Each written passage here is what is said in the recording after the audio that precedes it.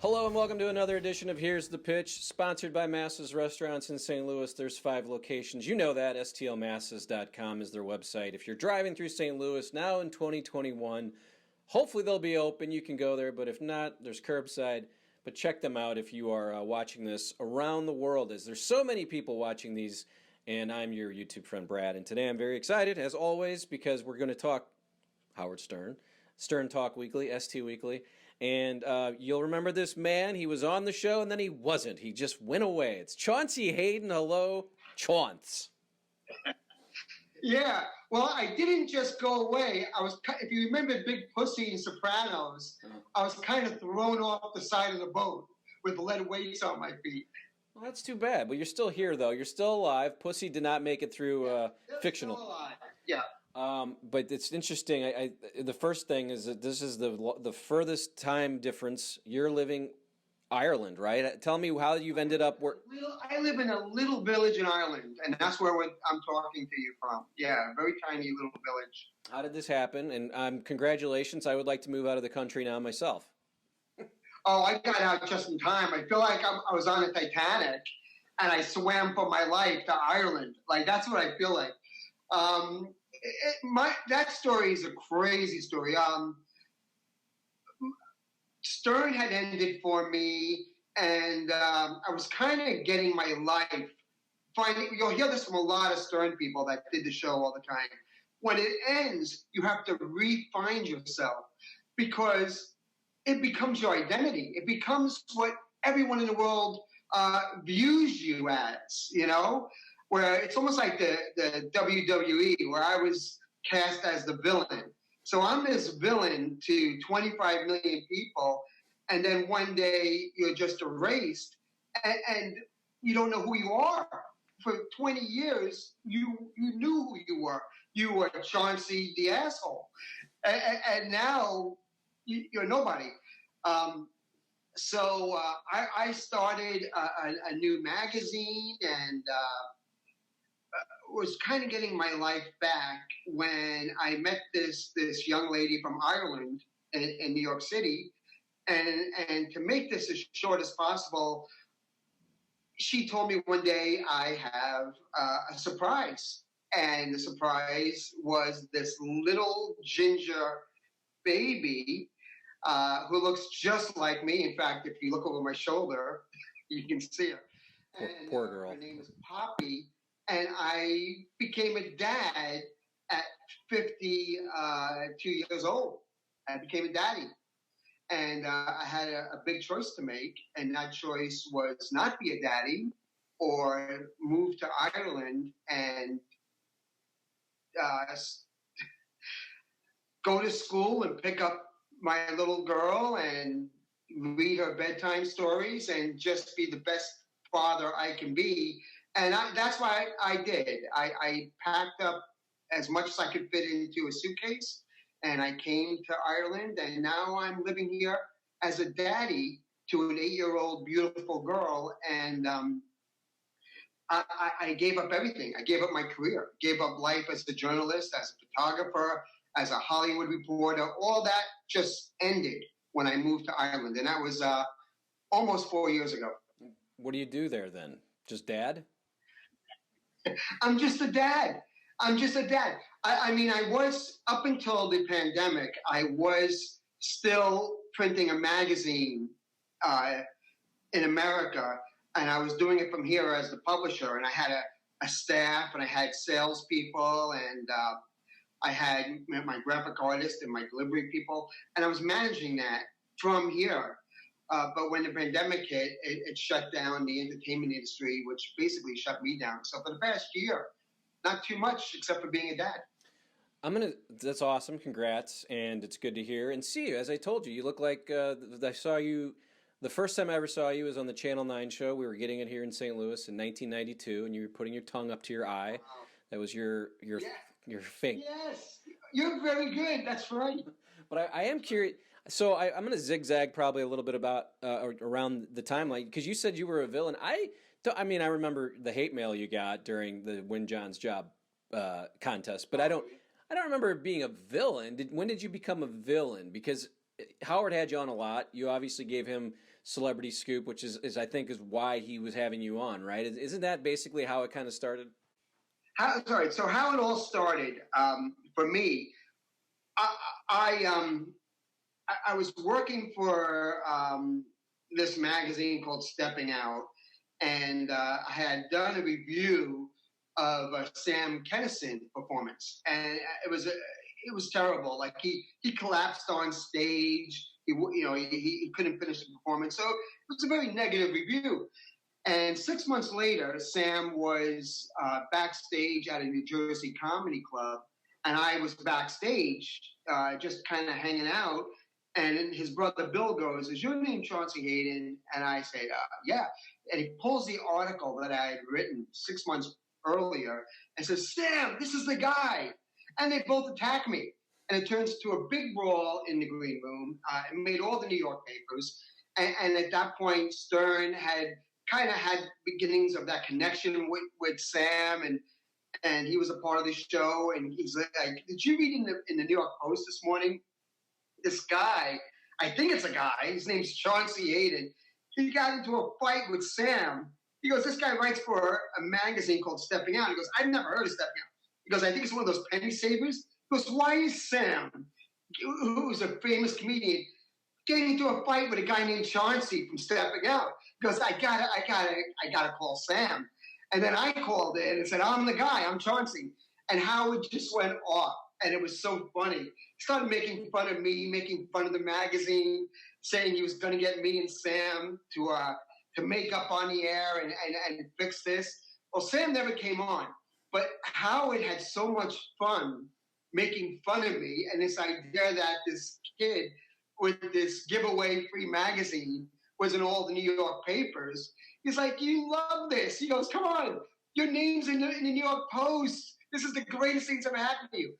And from that day on, it was just a marriage. It just went on for the next 20 years.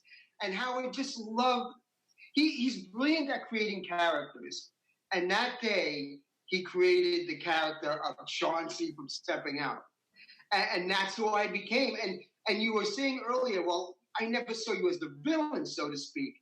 And in the beginning, I really wasn't the villain, but I morphed into the villain, because I became such a shit stirrer on the show. I got celebrities to tell me stuff about Stern. Then the celebrities would get mad at Stern, and it would start a war between them. Or I loved interviewing the cast, the guys, because I would get Gary or Fred to say something that would clearly piss off Howard, and then Howard would have a week's worth of material pouring them out on it. So I was like this guy that you were afraid to talk to, that anything you say to me could cause trouble on the show. And the fans, some of them got it, some of them loved it, some of them enjoyed it, and some of them, if Howard was mad at me one day or Gary was mad at me one day, depending on who the fan was, they hated me. I was the asshole, or my mom always said I have a face for radio and a voice for landscaping. So I'm a pretty irritating guy, as you probably already thinking, to listen to. And so fans were like, "Oh, this guy's awful. Get him off the air. Oh, he's so ugly. And people had fun with it. So I became that guy." So you worked at that magazine for a long time. Why was there no advanced career? Weren't you at Stepping Out for a long, long time? 25 years. Well, it's a great question. And Howard... Not that that's by the way, not that I'm making fun of the gig, but you would think if you make all these interviews, there's sort of a progression. It sounds like this was a penny saver. Absolutely, and it was. And it's a brilliant question, and I'll give you the answer. So as I started to interview bigger and bigger celebrities, and I was on Fox News, CNN, Entertainment Tonight. I was a regular on Geraldo Gossip Show.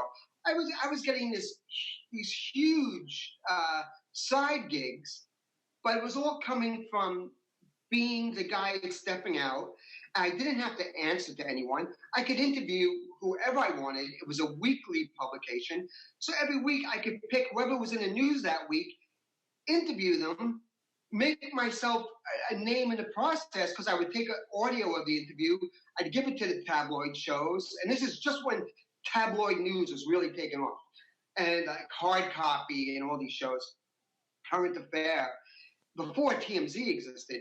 And I was becoming famous for these interviews. Now, if I went to Rolling Stone or other magazines, I would be very limited to what I could do. I'd be at some editor's mercy, and you could lose your job at any day for any reason. But what I found working at Stepping Out, I could sell my stories. I was selling my stories to Penthouse Magazine for $10,000 an interview. I was writing for, believe it or not, Hustler Magazine. I was writing for Time Magazine. I did the cover of Playboy. I had so many amazing opportunities working for Stepping Out that I wouldn't have had if I jumped on board another bigger career advancing publication. But that said, I did get an offer for a job at the New York Daily News as a gossip reporter, which was a big deal. And I took it. So I kept doing Stepping Out, but during the day, I would work at the New York Daily News, and I was getting a byline. I remember Howard saying, "Robin, we've been, busting Chauncey. We might have to start taking him serious. He's a writer for the New York Daily News." I did that for a very short period of time and found it wasn't for me. I didn't like being controlled. I didn't like having so many people over me. As Howard Stern said, and he was right, he said, "Chauncey, you want to be a big fish in a little pond." And I did, because I could then use that Howard Stern show for all the fame. You know my name, but you're not interviewing a guy who wrote for Spin Magazine in 1995. You don't even know who that guy would be.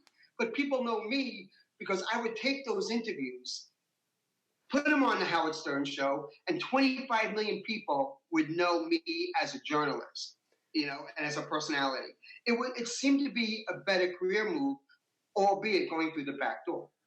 Now, I have some fun things. I didn't even write this one down, but it just reminded me when you talked about being a villain. When I guess you interviewed Baba Booey at some point in the mid-2000s, and you said, you quoted him as saying he cheats on his wife. And you had the audio, and Baba Booey goes, "He doesn't understand. I was kidding." And you come back and you're like, "It's on the tape. I quoted him, and it was clearly he was joking." But this is where I understand the villain thing, because that was quite the dick move. This is what Gary said. But hilarious, I will tell you, because this is what Gary said, and he said it, I think, during that segment. He goes, "This fucking guy, he has this cherub face. He's so personable and so friendly that you forget he's slicing your throat while he's talking to you, and you don't even know it's coming because he seems like such a nice guy." So and it's kind of true. I didn't come across as a guy looking to nail you. I came across as your best friend, and then I was slicing you up without you knowing it. And then I would take that soundbite. And I knew Stern. At that point, I knew Stern well enough. I knew, and this was a big part of it, I knew what he was looking for. I knew the soundbite he was looking for. And that's why I got on so much. I knew exactly. I was basically a producer. I was a producer. I was trying to get something from Gary or something from anyone that I knew I could give Howard, and Howard below his stack. I got a girl once, a girl from Son of the Beach, who Howard dated quietly, brought her up to his apartment, and did a whole night out with this girl. And I got this girl to do an interview with me, explaining the process of dating Howard, the requirements, what you have to do, the protocol, the vetting that goes into that. And then Howard's reading this and going, "I can't believe this." I mean, she told me the inside of Howard's bedroom, what it looks like, and I have it all on tape. And Howard's reading this on the air, and Robin's going, "Oh my God." So I was, not to toot my own horn, but I was brilliant at that kind of content. Well, Bob, the Baba Booey thing, though, you clearly knew he wasn't saying he was cheating, but you were trying to pin it. No, he said it. It was funny. You also got in a lot of trouble for your punctuation, your grammar, and your writing, right? Howard would read stuff. I was terrible, and I still am. You're a writer. I don't know where to put it. I don't know where to. I can't spell. I have dyslexia. I can't spell. I can't. I have terrible grammar. I don't know. I don't know the difference between then and then. I still don't. And I've been a writer for 30 years. And Howard would tear me apart. He would love it. But here's the thing. This is part of being on a Stern show. He finds your weakness. He finds your Achilles heel. And he exploits it for all it's worth and makes it funny. Now, you have a choice at that point. You can get angry, hang up, and never talk to him again and say the guy's a jerk. Or, as I did, and as many others did, you can hop on that boat. You might want to you can call it a whack packer. I don't know if I ever qualified for a whack pack. I don't give myself that much credit. I don't think I was interesting enough to be a whack packer. But he certainly called me out on every fault I ever had in my life. And I used it to my advantage. I knew I had to do, that was the cost. That was the payoff. If I wanted to get a name and have reach out to 25 million people and sell my interviews to big magazines because of my name and people know who I am, then you have, it's going to cost you. And I paid that price 100 times over. When you then applied for John's job, and were you really applying? Was that a for real thing? Because we know what Sal and Richard both got it. Yeah. And some of the things you did just got trashed by Howard and the fans. Like it was. It wasn't a real thing. Richard Christie was hired before that show, before they even held the contest. He had already been hired by Stern. He knew he was coming to work for Stern. He didn't have to even appear on Get John's Job. But it really wasn't replacing John, by the way. It really wasn't. You can't replace Stuttering John. You know, it's like replacing Jackie. Artie never replaced Jackie. Artie just became Artie. You can't replace these characters. They're not replaceable. They're iconic in the Stern world. So I knew that going in. But I wanted to prove to Howard, and I think to myself, that I could do this. That even if it was just for a week, even if I never had the opportunity again, that for myself, it's almost like always want to be a professional baseball player, right? And you just wanted that one at bat, that one time that you go to the plate and take one swing, just to do it. And for me, that's what it was like. I wanted to get into that dugout for a week and see if I could do it. And I gave it all. I did. That last show when I broke down with pride, that was real. That was real. I cried like a 5-year-old. I did. I broke down. Lack of, and a lot of people on that show have had those moments because, and I understand why. You're going without sleep. You're getting up at 4 o'clock in the morning every day. You have to realize what I went through that week. I did 3, what I think are classic Stern moments. I did the Harlem Ho Beauty Pageant, where I went to Harlem, New York, in my SUV. My wife at the time was out of town. So I brought 7 hookers and their pimp into my SUV and took them back to my house in New Jersey in a middle-class white picket fence community. And because I knew I was going to get these Harlem prostitutes on the Stern show at 6 in the morning. So they slept over. They slept in my house, and they weren't the kind of prostitutes that you would jerk off to. They had open sores with blood pus coming out of it. They had hair coming out of their faces. They were disgusting. They were the most disgusting looking things I've ever seen in my life. And they're all in my basement where I had a bar and a pool table. And I said, just stay down here. I provided them with liquor, and I locked them down there for the night. And I said, I'll come and get you at 4:30 in the morning. And I went to bed. And I get up the next morning. They're all naked. There's empty bottles everywhere. I got them together, and I got them to walk out of my house into my car. The sprinklers are going on in the neighborhood. The paper boys throwing a newspaper. I have these prostitutes and their pimp going out to my car for the Stern Show. What I didn't know is that during the night, they robbed my wife's entire shoe collection. They stole over $10,000 worth of shoes. And I didn't know it until my wife got back and said, Chauncey, so who was here while I was gone? I said, nobody. She goes, it's interesting. I'm like, why? What's wrong? She goes, all my shoes are gone. And at that point, I was, any lie I could think of, I was trying to think of. And I had nothing. I said, okay, I had 6 prostitutes in the house and a pimp, and they robbed us. What are you going to say? I couldn't even think of a lie. They robbed us. They robbed her. But that's what I went through for that segment, which was a great segment. I found Beetlejuice's sister. No one knew that Beetlejuice had a sister with the same disease that he has. No one knew. I found this out using my reporting skills. I hunted her down. The mother and the sister definitely did not want to do the show. Absolutely refused. I had to I had 2 days to talk them into coming on the air. Even if you watch the show, even when we were on the air, they changed their mind and said, I'm not doing it. And I had to run out of the studio and talk to the little girl and beg her to come on and win her over to get her to come in. It's one of the biggest Stern moments, I think, in Stern history. The day Beetlejuice's sister came in, and she's exactly like him. We'll never see that again. I did that.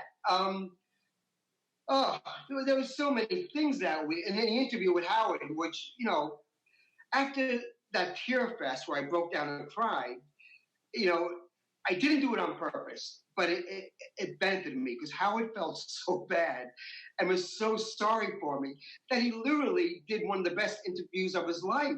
He never talked about his divorce with a reporter up till then. He never spoke about many of the things that he spoke about on an interview, which you can see on YouTube. It was a great interview. I was able to pull that off on live radio and get Howard all the questions I think fans wanted to know from Howard at that point in his career.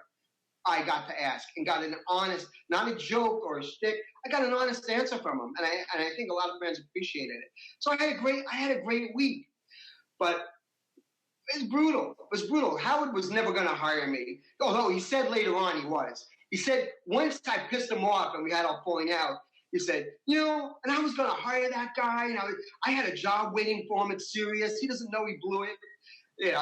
That's what he said after the fact. But in many ways, I'm glad.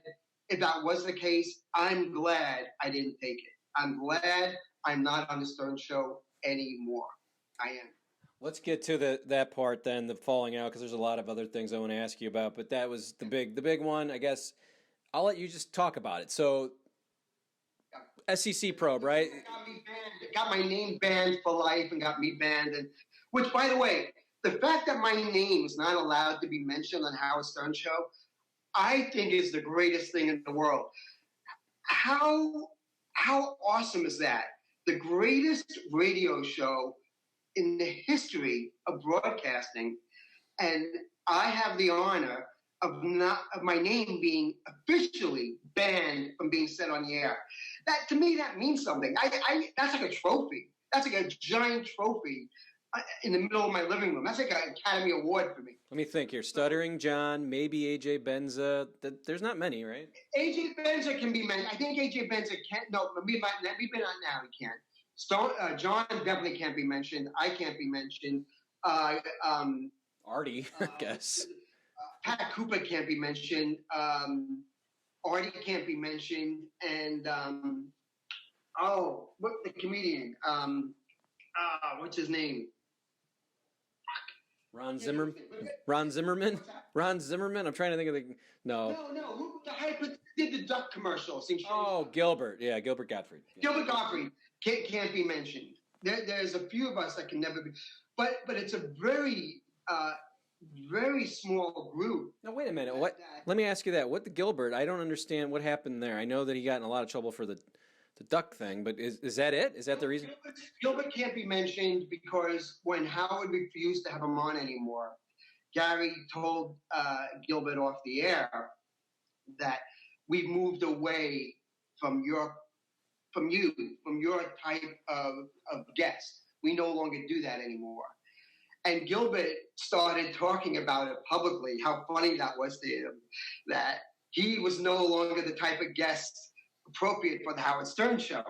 And you don't do that's the same as shooting yourself in the head.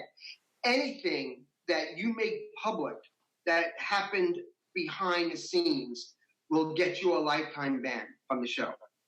And there's been a few of us that have opened our mouths and have spoke. So you got to realize, guys like Gilbert and me, we didn't work for the show. We didn't sign anything. We not talking about Howard Stern is not going to hurt our careers. It's not going to, like a guy like Ganji or Doug. I watched your interviews with them, and you can see the pain in their face. They wanna open up. They can't. If they have careers in TV, and they want to keep their careers in TV. Howard's a very powerful man, and you got to be so careful what you say. Those guys have to be extremely careful what they say.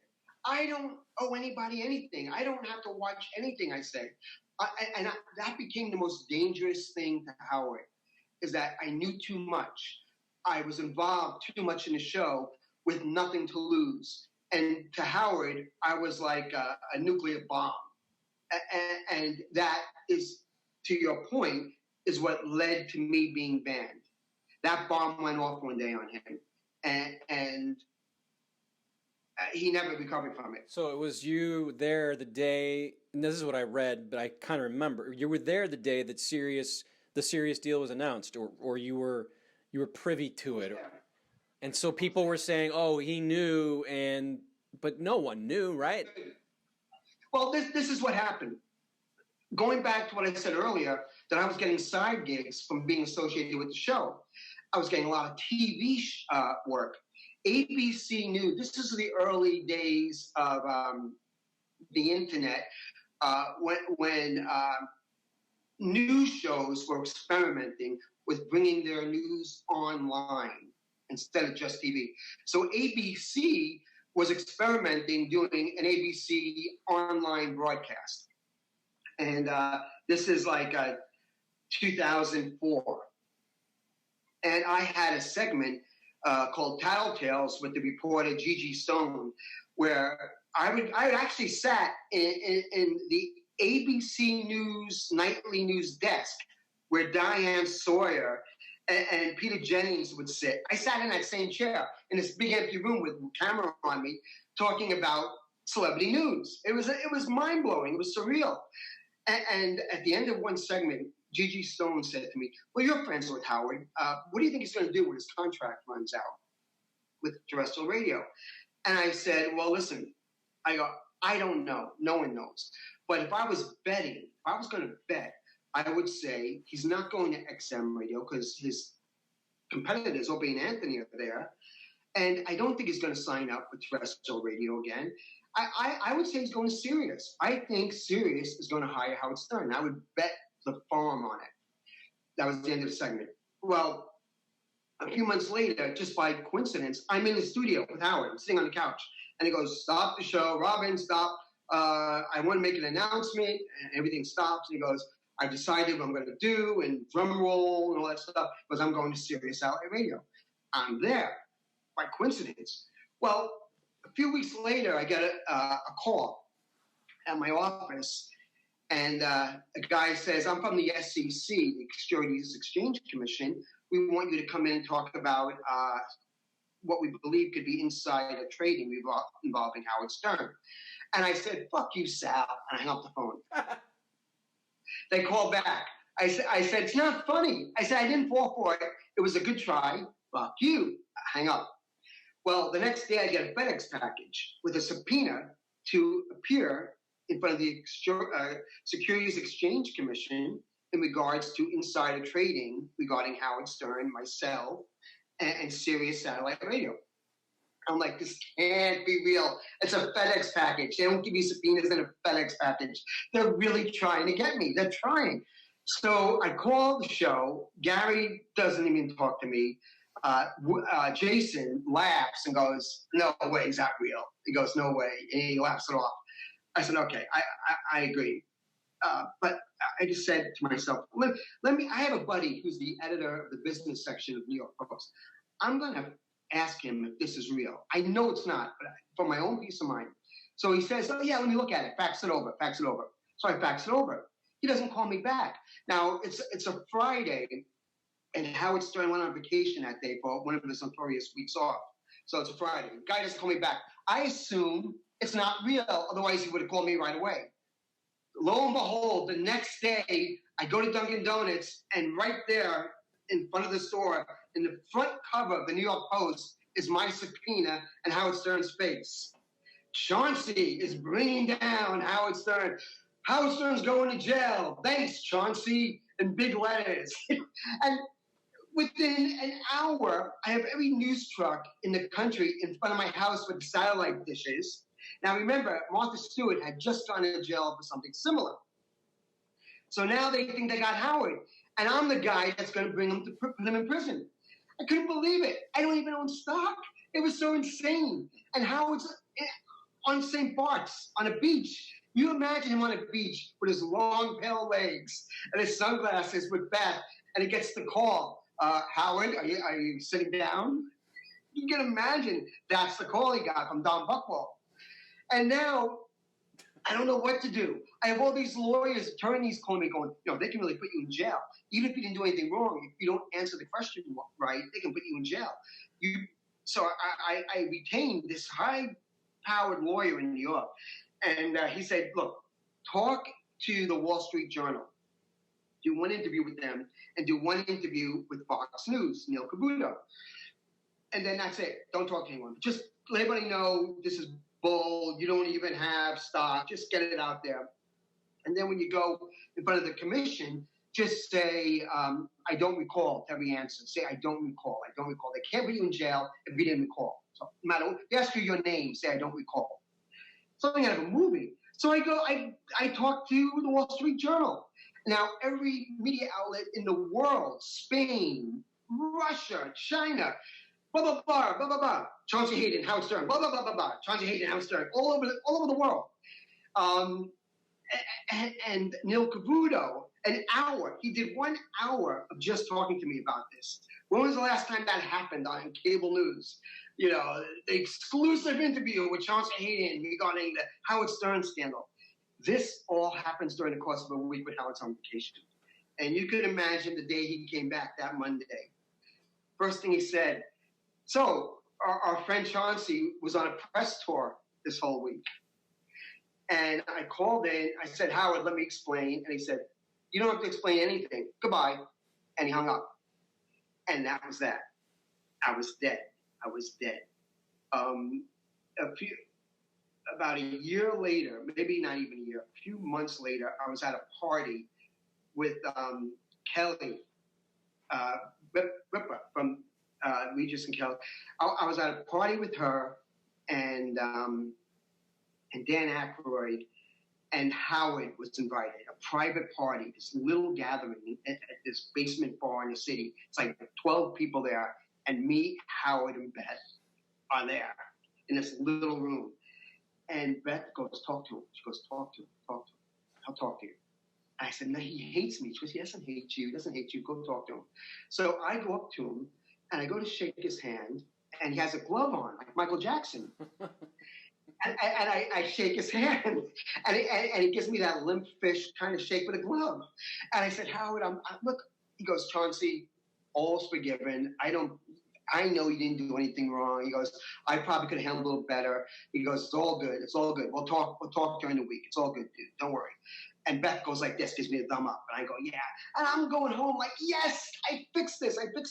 Well, someone at the party, and I swear to God, I didn't do this. The next day in page 6, Howard Stern at this party wearing a glove like Michael Jackson shakes hands like a dead fish. It wasn't me. Howard goes, so I gave Chauncey another chance. And what does he do? He puts this article in the New York Post, page 6. It wasn't me. But that was it. That was it. I was done. He swears that was me, and it wasn't. But it was done. No contact since, I guess, right? Only hate stuff. Only hate, because then I was asked to go on. I was still doing a lot of cable news, a lot of TV shows, and Neil Cavuto once again asked me to come on to talk about Howard going on Sirius. Right, I think it was the week he was going on. What can fans expect as a Stern expert? I'm Chaunce Hayden, Stern expert. What does that even mean? You're a Stern expert. Well, anyone listens to the show is a Stern expert, right? I gotta get on Neil's show, I guess. Yeah.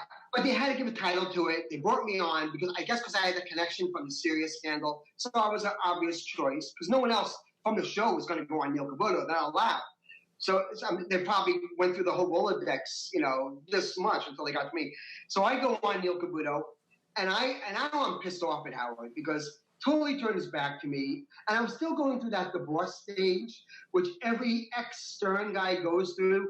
It takes longer for some than others. Some it takes years. Some never get over it. Some it takes months. Everyone has that time period it takes you to get back to yourself again. And I wasn't there yet. I was still angry. So I go on and go, oh, what's this big fist in the air? It's like a Nazi. I go, first of all, he's going to have commercials. It's total bull that he says he's not having commercials. He is going to be censored. Everyone's going to be more censored than ever before. He's going to change his personality. He's not going to be a shock jock anymore. He's going to go on and he's going to start doing regular A-list interviews. And he's going to use the show to change his whole persona. They're selling you a bill of goods that's a lie. You're not going to get an even more outrageous Howard Stern. You're going to get a more reserved, different Howard Stern. This is his opportunity to become something different. I said that the week he went on the air. I don't want to brag, but I think many people would agree that I was right. Well, Howard went off. Howard was so mad by that and so angry. He did a whole morning on it and then demanded Fox News give him an hour the next day to be on the air on the same show to trash me.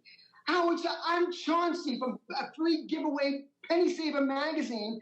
Howard went on Neil Cavuto for an hour the very next day to call me the Beetlejuice of journalism. He was that angry. I found a way to get under his skin like no one ever has before. And when you were talking, we started off like, how did you become the villain? You didn't see. Well, I think at that point I really became the villain. I wasn't on the show anymore, but I was it was like a show of superheroes, and one of the superheroes changed and became one of the enemy. Evil powers. I started using my good powers for evil, and I kind of enjoyed the role because it was so easy to do. It was so easy at that point for me to tweak him. And anything that he did, I still had the influence to be in all the newspapers anytime I wanted. So when Gary's, I think it was Gary's mom died, rest in peace, no disrespect to Gary, but when Howard said that Beth broke her ankle going down the stairs on the way to the funeral, and couldn't make it. I'm sure that was true. I don't know if it was a lie. But I said, all right, this is too easy. So, my type it up, Beth apparently has very weak ankles, especially when people die. Whenever someone dies, Beth's ankles seem to break. And it was all in all the papers the next day. Howard went crazy. Anything he did, I could put my opinion into the papers, and the papers would print my name and something bad about Howard. It was too easy. And since I wasn't on the show anymore, I couldn't do that when I was on the show, but now it was still my connection to getting media attention, and at the same time getting even at Howard Stern for what I felt was a nasty divorce. That's the story. Evil. but fun. That's bad. It's an interesting way that you put it. I can see that. I was gonna say you're just making up stories, but no, there's a grain of truth. It was opinions. It was just my. Well, isn't that what the news has become? Is anything true anymore? The news has become opinions.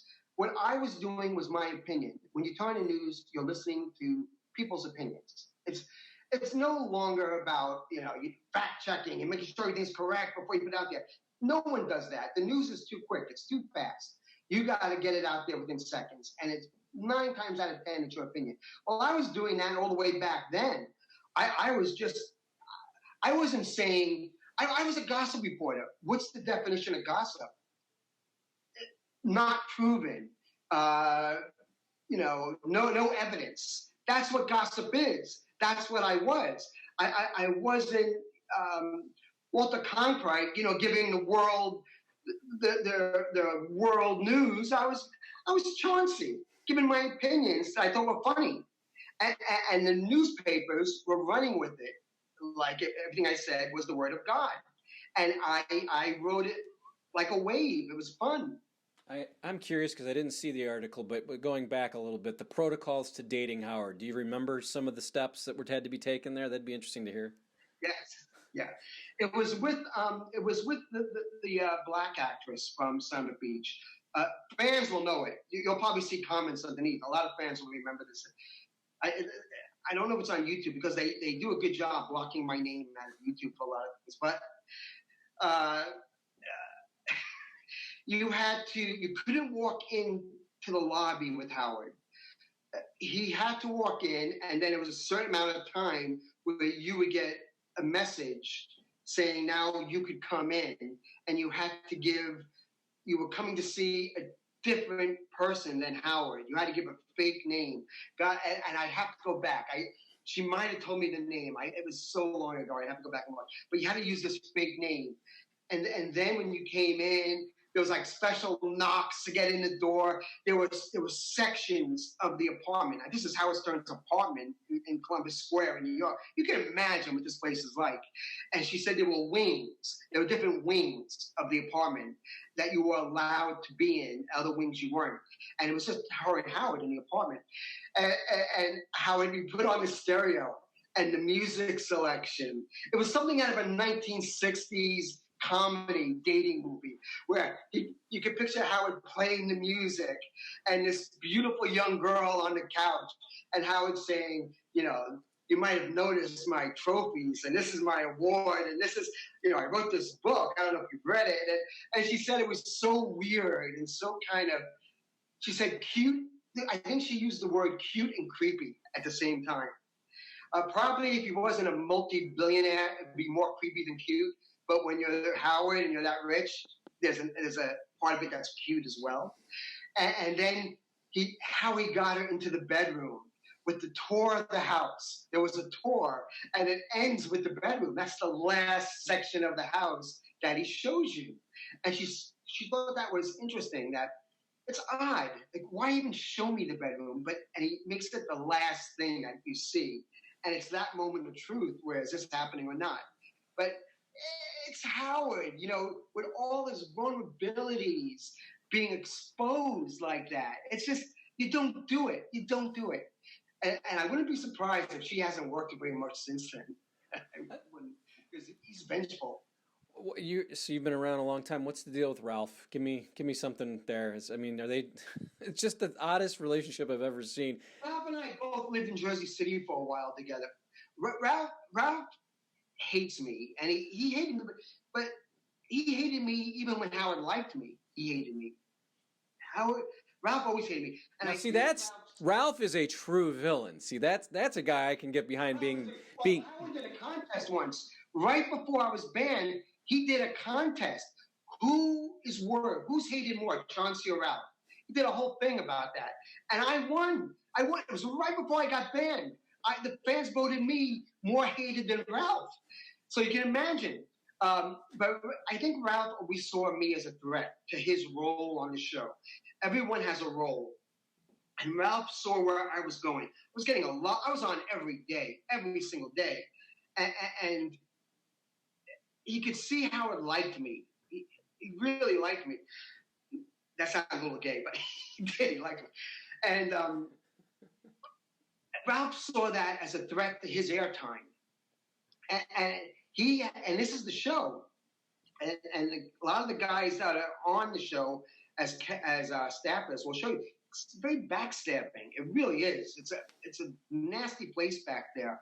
And if you're a threat to someone on that show, it's ugly and it's dirty. And Ralph, I think, always saw me as that guy.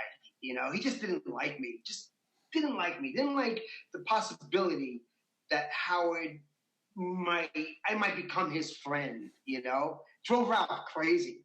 But again, I exploited that. I exploited that with Ronnie. Ronnie was very easy to exploit and piss off. Ronnie was the easiest, because Ronnie hated me almost as much as Ralph. And I knew that Ronnie's Achilles heel were the strip clubs. So all I had to do was attack him from that angle, and he would come charging into the studio with his chest puffed, wanting to have a fist fight.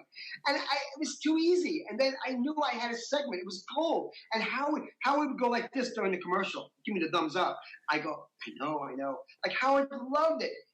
He loved that I knew how to push everyone's button, where I would be that guy and not him.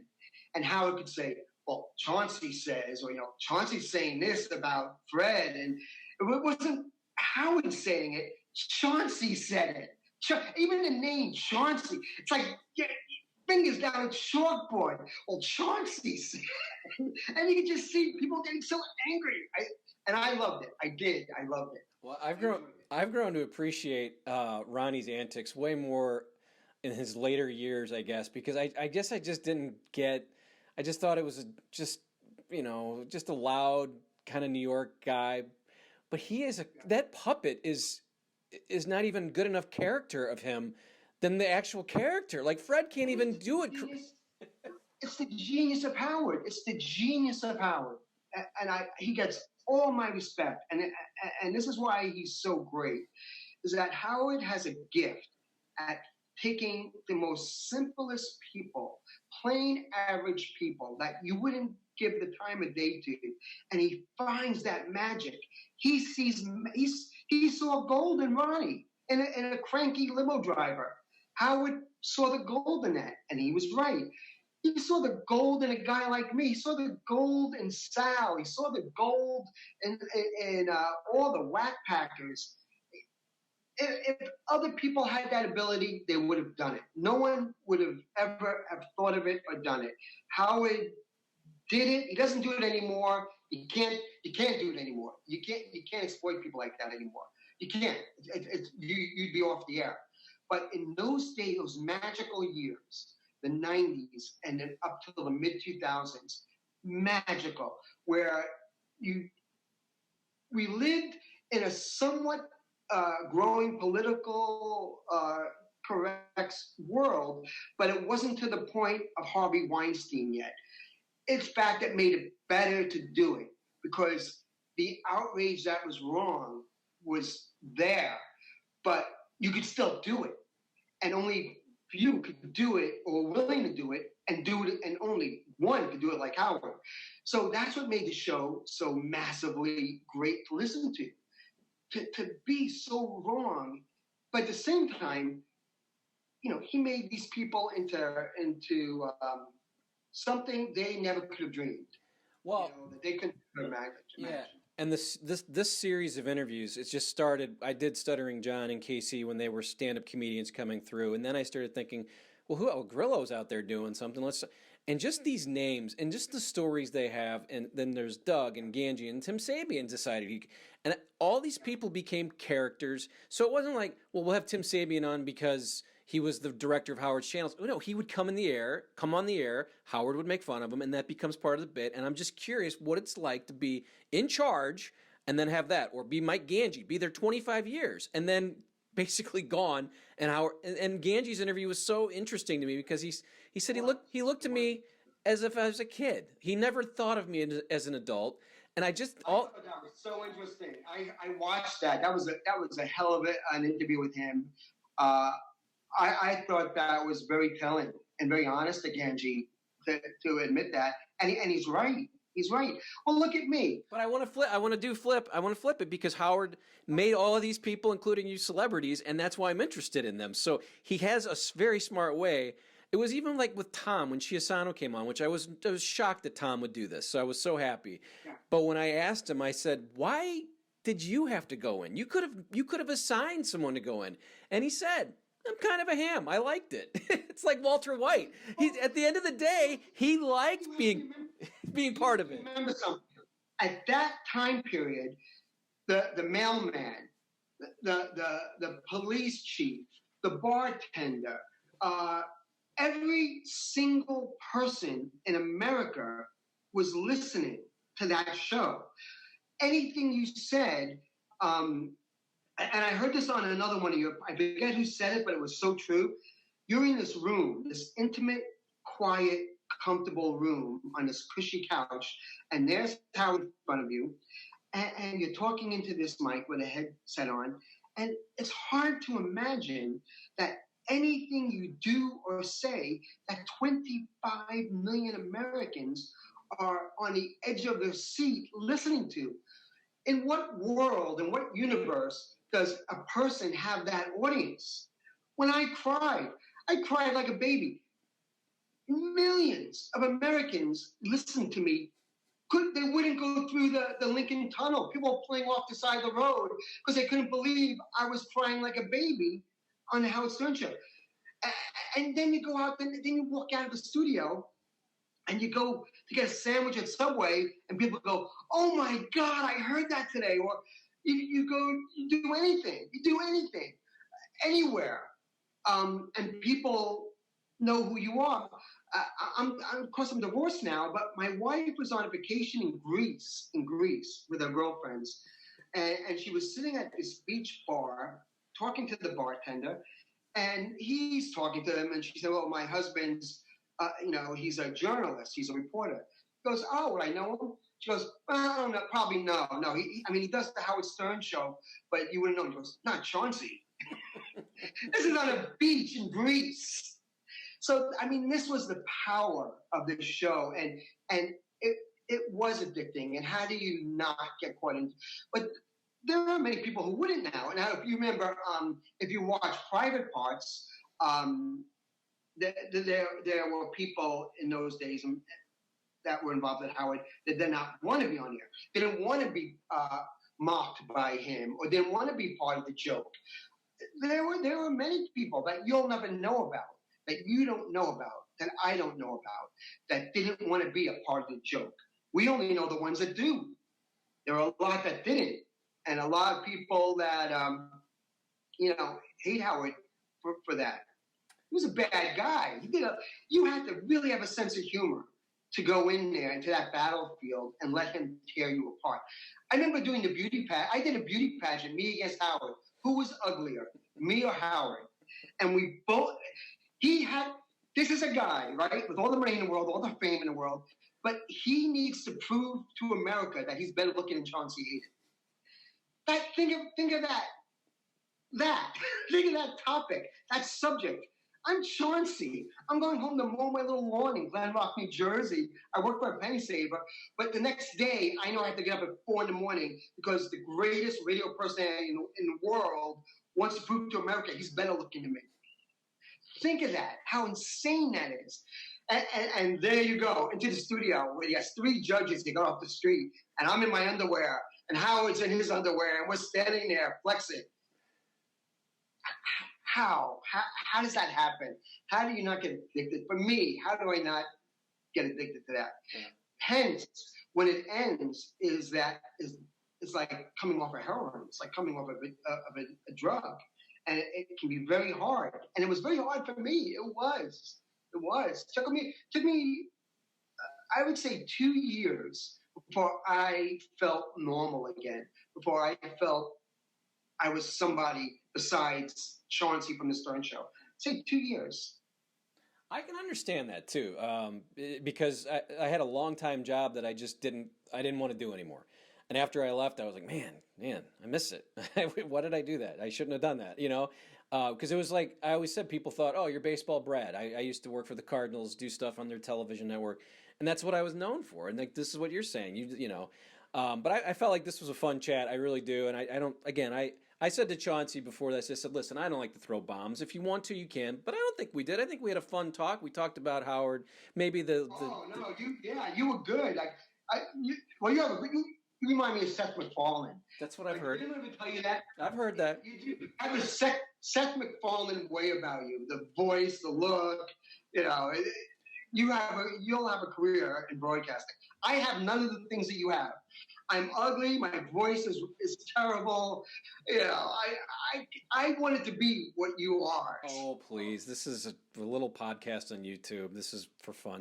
Well, it's just great what you're doing. I think what you're doing with the Stern Show, I think a lot of people are going to listen to. I really do. I think it's a lot of questions Stern fans have, especially now that the smoke is clearing. Howard obviously has moved on. He's not that Howard anymore. And I think now that the fog is cleared, people want to know.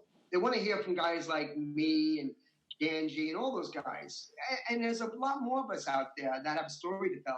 That's interesting. Well, my hope was that he was going to retire, because I was told by many folks there will be many stories to be told the day he retires. So I'll be around. I'll be around for that. But Gary's the one. I guess Gary and Robin are the two, and Fred are the ones that have that book. But I don't think they'll ever write it. I don't think those guys will ever write it. They won't. And I understand, because they're living in mansions due to this guy. I mean, they take the beating, but they live in giant. I mean, this has been their life. You get shit on. And it depends on if this is what you want to do your whole life. Now, Robin has been clearly not shit on. Fred, not as much lately, and maybe even Baba Booey finally is getting a little more respect. But for the first 30 years, it was not fun. But I think at one point, Gary drives home going, you know, I'm driving home to a big house. This is what got me here. So, and I get that. But here's the thing: if Howard died tomorrow, would one of them write that book? Do you think? I don't think so. I think if Howard dropped dead tomorrow, they still wouldn't write that book. That's what I think. I think you're right. Was there anything that you wanted to cover before we go on some of the things we've talked about here? I like to give our guests the final word. You know, and probably the biggest story of all, probably what the longtime Stern fans remember me most of, is Debbie Tay. That was the girl. This is what Howard and I was sued for $10 million each, and it went to the Supreme Court. And to this day, it's studied at Harvard Law School for defamation. And it's you can look it up on Google, and you have to actually take a course in this case. If you remember the Howard Stern beauty pageant, on New Year's Eve beauty pageant, the girl that came in second was Debbie Tay, the space alien. Well, she became my girlfriend. We were very, very close. And she passed away. She died of a heroin overdose. And Howard couldn't believe it. No one could believe it. I was in total shock. And she was a big part of the show, very big part of the show back then. And Howard had heard I had her ashes and asked me to bring the ashes on the show. So you can actually hear the show on YouTube. It's actually on YouTube. I don't know how this got by the Stern censors, but it's there. And Howard opened up the box of ashes. And what I didn't know at the time, there were two ways to cremate somebody. You can pulverize somebody, which is when you see in movies, they throw the ashes into the air and they blow into the wind. The other way is not as expensive, but what you end up having are semi-pulverized portions of the body, basically chunks of bone. And I didn't even know it was in the box. I never opened it, didn't know. Howard brings the box on the air and opens it on live radio and begins to take out pieces of the box of Debbie. And when you read the transcript of the show, it's chilling. It's so bad. If you listen to the show, it's so bad. Howard, I can't believe it. What he was saying, what he did, I couldn't believe it was happening. The family of Debbie sued Infinity Broadcasting, CBS, myself and Howard, for $10 million each. It ended up going to the Supreme Court. And right before the day of the trial, it was settled out of court by Howard and his attorneys. But what the Supreme Court had to decide, what is the definition of defamation? And can you defame a corpse? And this became legal precedent. If someone's dead, can you embarrass them? Can you humiliate them? Can a family member or a friend say, I'm so hurt by that, I'm going to sue you? Do they have the right? And that's what's studied today in court. And what the Supreme Court ruled was, no, you can't defame someone that's not alive. And while it may be distasteful and a family member could be devastated by your actions, they don't have a legal right to sue for damages because there are no damages. And it was one of the most fascinating parts of the Howard Stern connection to me, I think, during my 20 years. I feel terrible that I don't even know that story. I can't believe I don't know it, but thank you for telling it. After the show, Google it, and you won't believe it. It was a very big story at the time. And if you and I'll end it with this. If you asked me if I had any other questions, I wish you had. Probably the only other question you could ask that I'd like to end this on is, do I have any regrets? Do I regret anything? Because there's a lot of things over 20 years you do and say on that show. And I would say only that one thing is that the day I came in with the remains of Debbie Kay, if I could go back in time, I would not have done it. I'm embarrassed by it. And the person I am now is not the person I was then. And I'm humiliated by it, humiliated. I feel I disrespected Debbie. I disrespected the family. And I wish I didn't do it. Howard will never speak about it. Probably has done everything in his power to destroy it. But it's out there and it's on YouTube. And you can just Google it and watch it on YouTube. Very, very painful. Very painful for me to this day. And that's my only regret. Yeah, I'm not going to watch that. I'm going to pass on that one. But that's, again, I feel, I feel terrible that I don't know that story, but I will look it up. And we can always do this again. So there's much more. I just covered just a little bit on my little sheet here of papers. So I noticed so much, and you've been so great letting me just ramble. No, we'll do this again. I promise. Yeah, if you're up for it, a couple months go by, we get a few more. I'll do a little more research. You come up with some things you want to tell me.